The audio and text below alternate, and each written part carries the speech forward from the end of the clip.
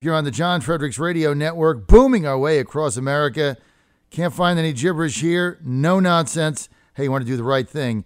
Stay with us, my friends. Your Godzilla of the truth in America.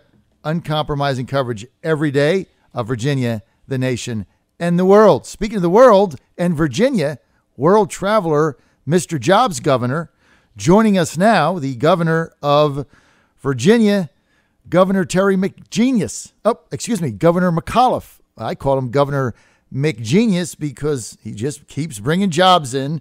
Speaking of jobs, Governor, 211,000 jobs in April. Nationally, unemployment down to 4.4% from 4.5%. So a little good news there.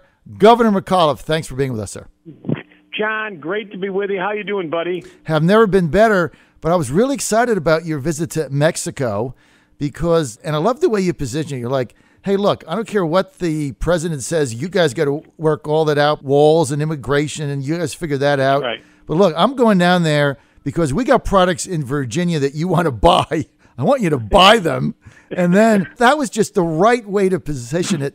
Tell me about your trip and how you impacted some of our jobs in the economy of Virginia by being in Mexico. Well, we had a very successful trip, and my point was, and I've just had the folks from Canada down as well, Mexico, John, last year we did $1.6 billion of exports to Mexico last year. They are our third biggest trading partner, Canada, China, and Mexico. So they're critical for us for jobs. And for the agriculture business, absolutely critical for us. And I had a one-on-one with the president of the country, spent a long time with him, the foreign minister, all the trade folks. I met all 31 governors. And, I spoke also as chairman of the national governors and did all that. But I said, at the end of the day, you folks down here want to be successful, do business with Virginia. Forget the other 49 states. So I did take off my national governor's hat for a minute.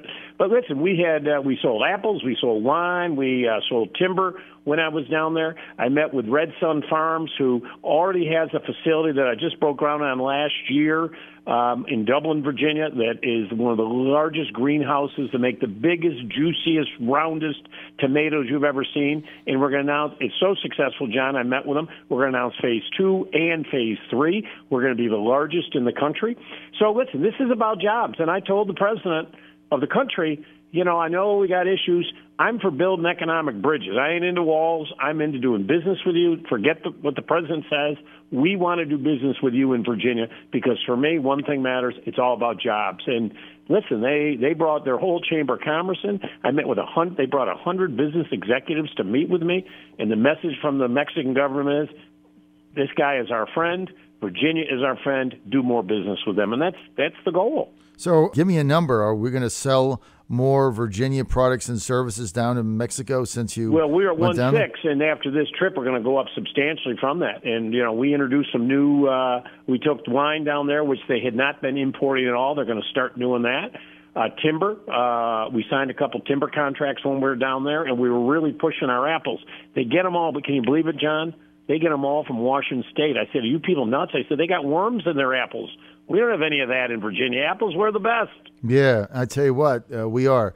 And look, going down there, buying Virginia goods helps create jobs in Virginia. We'll let the president and Congress and federal level, we'll let them figure out what they're going to do with the immigration situation. You know where I stand on that. But that doesn't matter because let's get our goods sold in there. If they got buyers and we got things to sell, that's how the economy goes, right? Yeah, and let's be, and in fairness, in America, their investment, the foreign direct investment from Mexico to the United States of America, John, in 2015 was $36 billion. Mm-hmm. So there is tremendous. And here's another statistic. Of everything we import from Mexico, 40% of what is in that product was manufactured where? America. Mm-hmm. So, I'm not into all this political. Everybody's trying to politically posture. I just want to do business. And that was my point. I'm here to build bridges. I'm not into all this wall stuff and all of that. And, we're not spending $30 billion. It's just not going to happen. But, let's do business. So it was a very successful trip, and I'm off on another trade mission. That, John, was my 26th. I go next week, and I got a big trade mission next week. I'll probably have 30 done. I'm clearly the most traveled governor in America, as you and I have talked about, and you get it. 90% of the world's customers live outside America. So, it doesn't behoove me to go steal business from other states because that just costs you a lot of money. I'd rather go to a foreign country where they want to come to America and convince them with the deepest port that we have. We got Dulles International Airport with flights to 350 destinations a day. You are 1 day's drive to 60% of the population from our great port. Come to Virginia. We're business friendly. We're low taxed. We got it all. Forget those other states. Worthless. Virginia. No, you're right. I mean, look, you can get the business, and I like that approach instead of stealing it from other states because then you're just regurgitating the same stuff. And I like the fact that you and look at our unemployment, John. We've gone from 5.4 when I took office, 3.8 today. We've dropped dramatically, and I assume this month will be another great month. We've created 200,000 new jobs, and wages are up, which is also important. Well, not only that, you've got the lowest unemployment rate in Virginia, I think, since Jimmy Carter was president, right? We now have the lowest unemployment rate we've had 9 years. We now have the second lowest of any major state in the United States of America. And we were nowhere near that when I took office. But the good news, working together, and this has been teamwork with a lot of people. We've gotten a lot of great things done in economic development. We put $1 billion in education last year. We're fixing transportation. That's how you build what I call the new Virginia economy. And look at this, 650-plus new cyber companies going on, data companies going on in Virginia today. My problem, as you and I have talked about, I got 36,000 job openings in Virginia today. Starting pay is $88,000 in cyber, just in cyber, John. How do we get American workers working in Virginia to get what they need in order to get those 36,000 jobs filled in Virginia? How do we do that, Governor? That's why last year we got $1 billion working with the General Assembly in a bipartisan way. I mean, everybody makes a big fuss. I do have the most vetoes, 120. But I did sign 3,786 pieces of legislation, Jack. So, less than 2% I vetoed. I mean, in a general rule, outside of social issues, we had a great working relationship on economic development, transportation. But our education deal we did last year, we put $1 billion in our K-12 to totally redesign them. High schools, John, don't work in America anymore. Mm-hmm. That's right. We are not teaching the skill sets. We're memorizing too many tests. That's why we got rid of 5 SOLs.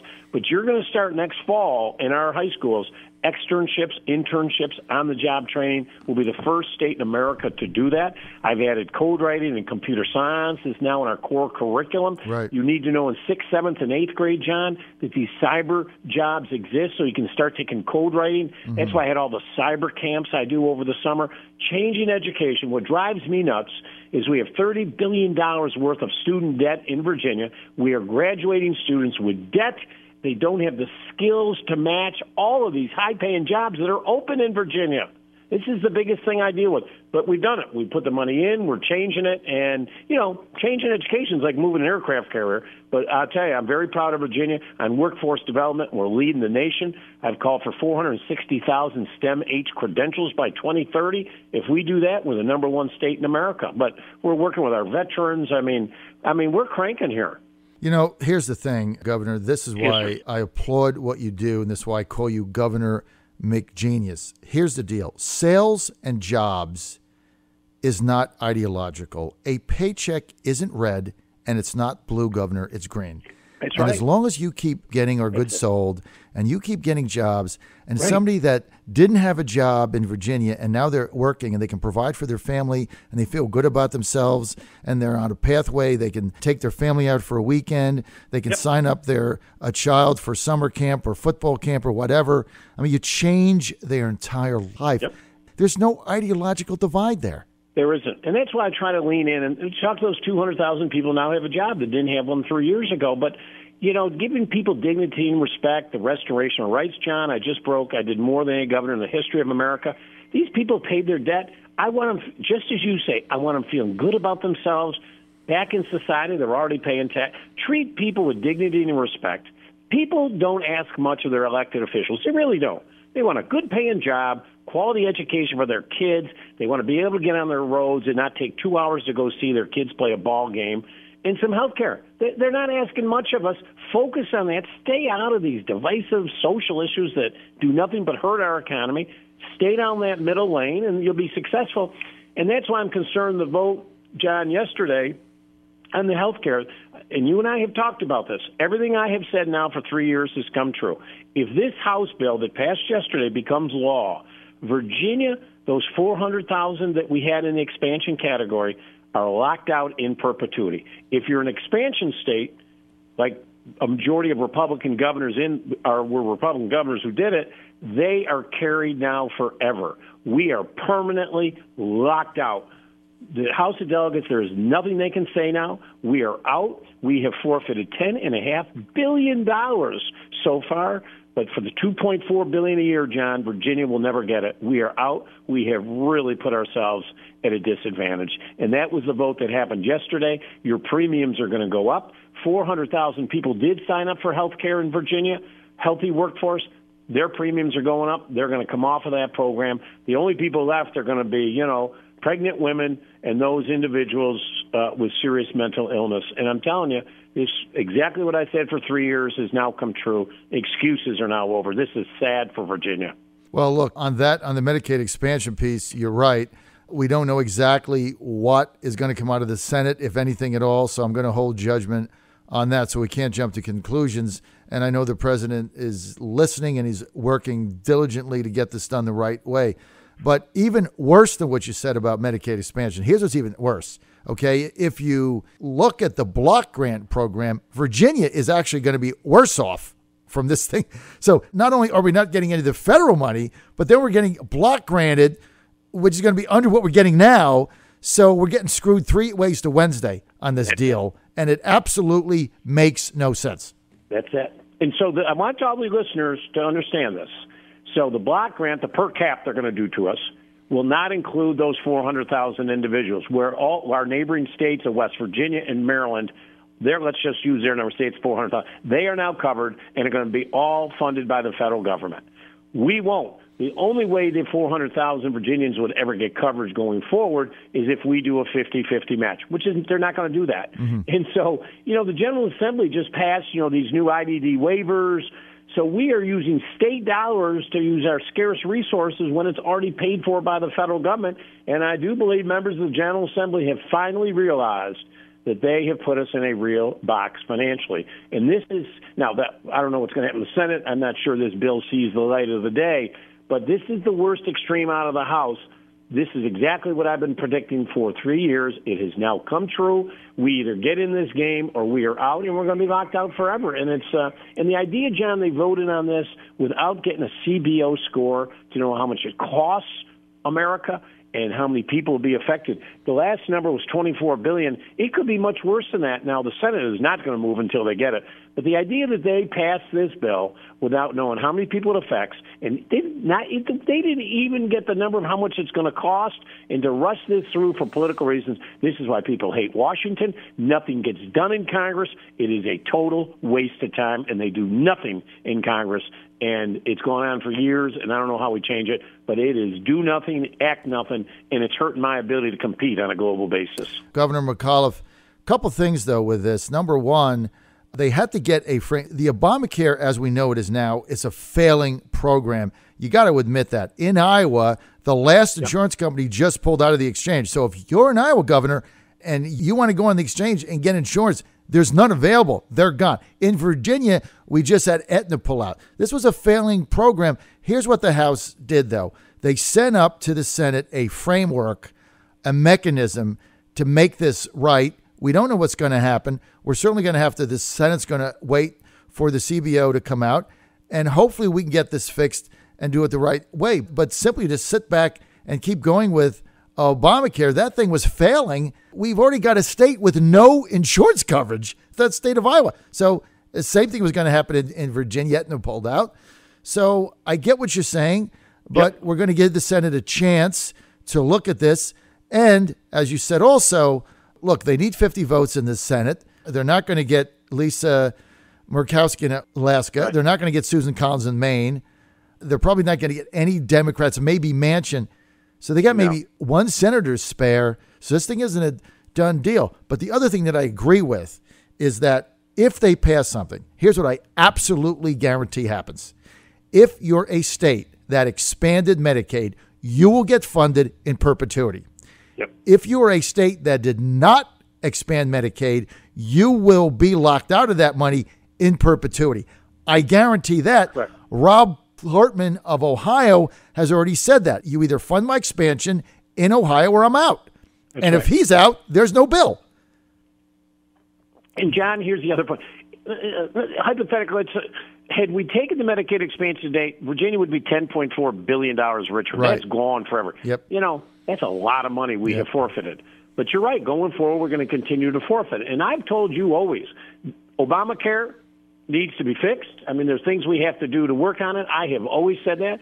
But just as it relates to Aetna in Virginia, I just want to be clear. We have a very robust market here. We still have 8 or 9, provider plans here. So We're not Iowa. We have 8 or 9 plans today. So it's not like we're in position with them. But the point is, I've always said, absolutely this thing needs to be reformed. We need to make advances on it. I've said that from day one, but that's what we need to do. All we're trying to do is get our citizens healthy, because here in Virginia, we are now using state dollars. I got an opiate crisis I'm dealing with today. I'm dealing with behavioral health issues. The mental health costs in the state are skyrocketing. This could all be paid for by the federal government. And I'm now having to use scarce state tax dollars to deal with this program. And as I've said, finally, I could have brought this money back with zero obligation to the state. None. I told the legislature, you all say, oh, it'll bankrupt the state. Write me a bill that says no state dollars can ever be used. I would have signed that bill, and we would be $10.5 billion richer today, John. So everybody knows here the mechanism for this, the 10% gap, because the federal government said under Obamacare at a certain point in time they'll only fund 90%, states fund 10. The Virginia Health and Hospital Association stepped up and said, you pass this, you take the money, we'll fund the other 10%. That's right. And we'll write that in the bill. And that would have been because their number of indigent care patients would have gone down, which is very costly for them. They would have been funded by those in the Medicaid expansion, so they could have taken that money and then funded the gap. I mean, this is just reality. You can't make this stuff up. Yeah. I was opposed to it back then. I thought Obamacare was going to implode. It is. But I never thought the federal government would extend the payments of these into perpetuity with the states that expanded, and they are. So at some point, you got to face reality like I did and say I was wrong. Cut your losses, get what you can, and move on. I mean, that's what you can. That's right. The whole thing. Okay, I want to get for a second, Governor McAuliffe, to Dominion Power. All of a sudden, I'm reading all these articles.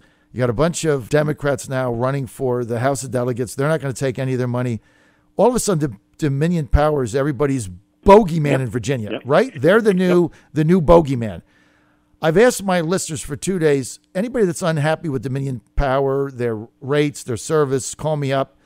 Yet to have somebody to call, text, email. Rates are down.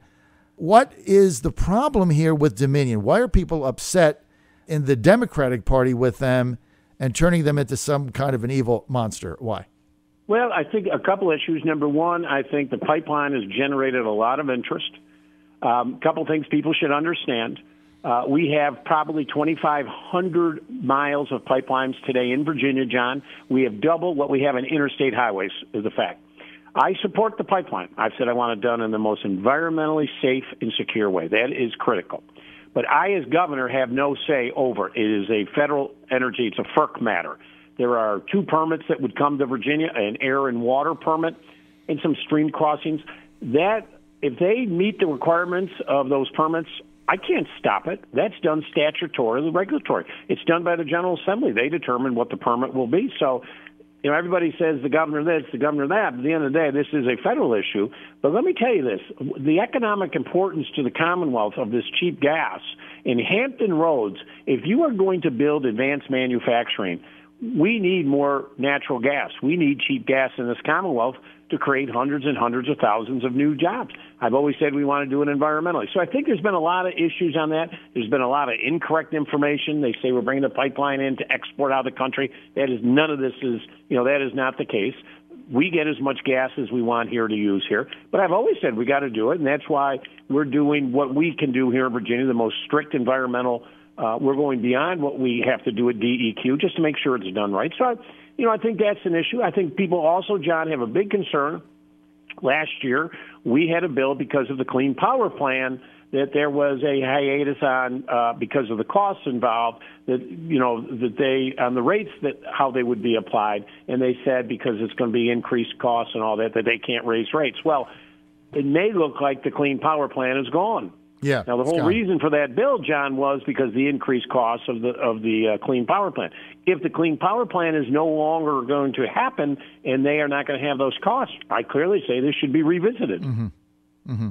And that's why I think those are the two issues that people talk about. But you're right. It's people got to make decisions. All I can tell voters out there today is, here we are 3 years later, record number of investments, $16 billion, 927 projects. We've got the biggest investment ever in education last year. When you look at road transportation, John, I think for the last 3 years till today, we've got $10 billion of construction going on from 64 to 66 to 95 to 495. Our port is now profitable 3 years after being unprofitable for 7 years. Our airport in Dulles Airport's back in good shape. Things are going great here in Virginia, but we cannot take our foot off the gas. But you're going to hear a lot of political rhetoric and so forth. But, I will put my economic numbers up against anybody in the history of this great Commonwealth, and we're very proud of it. We just got to keep going. And as I say, 90% of what I got done was in a bipartisan way. We don't agree on social issues, but on the other things, we had a very good working relationship. Well, I don't want you to run for president in 2020 because I think you're the toughest candidate to face my candidate in 2020, Donald Trump. So I hope you don't run. Let's get to the First Lady, though. Had her on my show yesterday. Very productive conversation we had. The First Lady, Dorothy McAuliffe, seriously considering running for Congress in the 10th District, which would be in 2018. She'd be in a Democratic primary and all that stuff. Are you ready for that, Governor? Listen, I fully support her if she wants to do it. As she probably told you, John, we have 5 children. We still have 2 young ones who are one about to go into high school and one to go into the senior year. So, the family issues. But listen, she's been with me, and what she has done for military children, for the veterans, how she has led on the childhood hunger issue, 8 million more meals served because of her efforts. I think she'd be spectacular. I support her. I'm with her. But, husband's never going to tell a wife what to do. It's her decision. But if she goes, I'm all for it. I will tell you this, we need people in Congress. I'm just, the hard part is she knows I've been one of the harshest critics on Congress. I don't think they do anything. Yeah, a total waste of time up there. So, but if she could get in there and shake it up and get some things done. But I got to tell you, John, I'm disgusted. We don't have a budget. We've had to operate under continuing resolutions, which hurts Virginia. For 20 years. Sequestration is the law of the land. Right. We have to balance budgets here in Virginia. These guys can print money. These guys can do continuing resolutions. But even with printing money, they still can't get a balanced budget. They still can't agree on a budget. They got to get their act together, come together. We need a budget. And we don't have one at the federal government. And sequestration hurts Virginia more than any state in America because of all the military assets we have. Governor, when was the last time we had a federal budget? What was that? It was like 2 decades ago. I mean, long time. Not under Harry Reid, not under. We haven't. I can't remember the last time we actually had a federal budget.